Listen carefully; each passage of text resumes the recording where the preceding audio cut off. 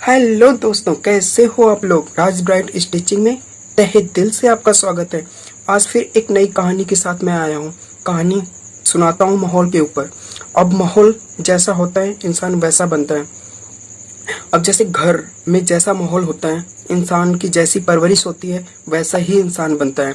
आपने अक्सर देखा होगा कि आप कहीं जाते हो तो रिश्तेदारी में अगर जाते हो तो वहाँ पे आपने देखा होगा कि बड़े बुजुर्ग बच्चे बड़े तहजीब से बात करते हैं और आपकी केयर करते हैं।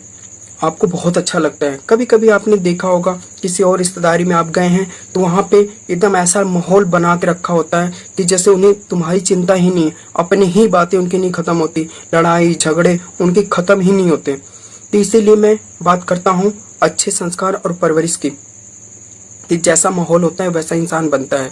अब बात करता हूँ तजुर्बा की। अब तजुर्बा, आप हमेशा अलग अलग लोगों से मिलें, जैसे उनकी परवरिश हुई रहेगी वैसी आपको बात बताएंगे। और आपका माहौल अच्छे से परवरिश हुई है तो आप उनकी बात समझोगे। अगर आप नकारात्मक लोगों से भी मिलते हैं तब भी उस बात को आप समझेंगे। अब बात आ गई शिक्षा की। अब शिक्षा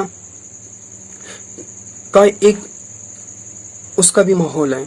अब माहौल शिक्षा की मैं ये बताता हूँ कि शिक्षा आज के डेट में लोग सूचना की तलाश तो कर रहे हैं मगर सूचना बहुत दूर दूर तक है उनसे। वो लोग एक बिजनेस के तौर पे लगे हुए हैं, इसलिए अच्छे शिक्षा बहुत कम जगह ही ग्रहण कर पा रहे हैं लोग। और अब आपको बताता हूँ एक कहानी के जरिए। एक शिकारी था, उसने एक कुत्ता खरीदा और कुत्ता बहुत ही अच्छा था, देखने में भी अच्छा लगता था, क्वालिटी भी बहुत अच्छी थी। एक क्वालिटी उसके अंदर एक्स्ट्रा थी कि वो पानी पे चलता भी था। तो शिकारी ने सोचा अपने दोस्तों के साथ बताऊंगा तो देखते हैं कि मेरे दोस्त क्या तारीफ करते हैं। उसने अपने दोस्तों को बुलाया और एक तालाब के किनारे शिकारी अपना चिड़िया को मारता था और कुत्ता को भेजता था और कुत्ता लेके आता था। तो कुछ देर बाद उसने सोचा अपने दोस्त से पूछता हूँ, देखो दोस्त क्या कहता है। दोस्त ने सिर्फ आसानी से ये कहा कि तुम्हारे कुत्ते के अंदर सिर्फ एक ही कमी नजर आई कि वो तैर नहीं सकता। देख लो, माहौल का हिसाब है। जिस माहौल में उनके दोस्त पले बड़े थे उस हिसाब से उन्होंने बताया। कुछ लोग हमेशा नकारात्मक पहलू को ही देखते हैं, निराशावादी तरीके से उसे समझते हैं।